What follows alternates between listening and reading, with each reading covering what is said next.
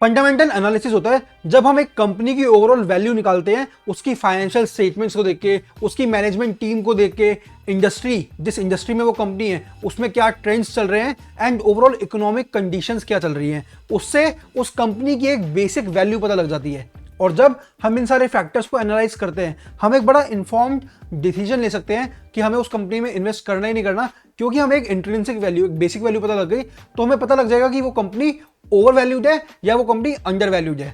Now अगर कोई beer market है, मार्केट बहुत ज़्यादा गिर रही है, तो उस एसेट की, उस कंपनी की हमें अंडरलाइंग वैल्यू निकालनी बहुत ज़रूरी है, और फंडामेंटल एनालिसिस हमें उसमें बहुत ज़्यादा मदद करता है। अगर आपको फंडामेंटल एनालिसिस करना है तो उसके लिए बहुत सारे तरीके होते हैं। Ratio analysis, discounted cash flow analysis, earnings analysis. अगर आपको इनके बारे में डिटेल में जानना है, आगे वीडियोस हैं, आप सर्च कर सकते हैं।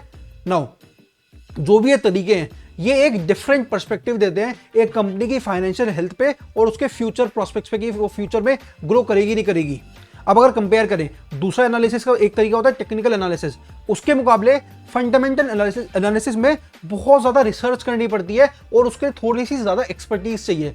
लेकिन अगर आप अच्छे से फंडामेंटल एनालिसिस कर लेते हो तो वो आपको एक बड़ा ही एक्यूरेट असेसमेंट दे सकता है कि कंपनी का लॉन्ग टर्म पोटेंशियल क्या है। तो इन्वेस्टमेंट के लिए तो फंडामेंटल एनालिसिस एक बहुत ही इंपॉर्टेंट टूल है।